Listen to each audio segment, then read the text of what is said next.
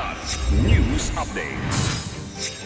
Ako po si Cesar Soriano para ihatid ang nangungunang mga balita sa buong kapuluan ngayon. Pinabulaanan ng Armed Forces of the Philippines o AFP ang alegasyon ng mga human rights group na iligal na ikinulong sa kampo ng militar ang Filipina-American activist na si Chantal Anicoche.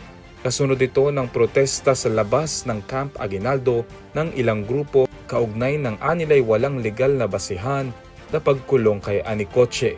Giit ng Migrante International, 2 beses umanong sinubukan ng kanilang grupo at mga abogado ang pagbisita kay Anicoche sa Camp Kapinpin sa Tanay Rizal, ngunit hindi sila pinayagang makapasok.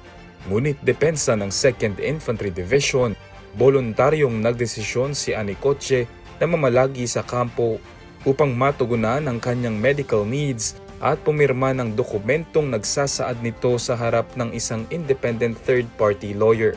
Ibinahagi rin ng 2ID kahapon ang larawan ni Anicoche kasama ang ilang babaeng sundalo na nagpapahiwatig na nasa maayos itong kalagaya.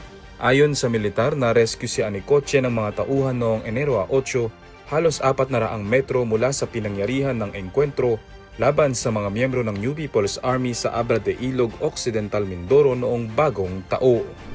Timbog ang top 1 priority target drug personality at isa pang individual sa buy-bust operation ng Bacolod City Drug Enforcement Unit sa Camellia Subdivision, Barangay Mandalaga, Bacolod City kagabi January 12. Kinilala ang mga arestadong suspect na sina Ramir Obido, 53 anyos, na itinuturing na high-value individual ng Bacolod Anti-Drug Abuse Council at Anthony Tutor, 45 anyos, na isang street-level individual na kapwa mga residente ng Kabangkalan City, Negros Occidental.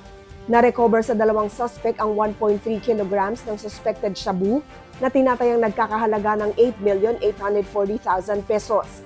Kasalukuyan ng nasa kustodiya ng Bacolod City Police Station 3 ang 2 suspect na naaharap sa kasong paglabag sa Republic Act 9165 o ang Comprehensive Dangerous Drugs Act of 2002. Matagumpay na naresolba nitong Enero 12, 2026 ang isang matagal ng rido sa Dato Piang, Maguindanao del Sur. Formal na nagkasundo ang mga pamilya ni Datonino Ibrahim at Aladdin Singh sa isang peace settlement na ginanap sa headquarters ng 6th Infantry Battalion ng Philippine Army sa Barangay Buayan.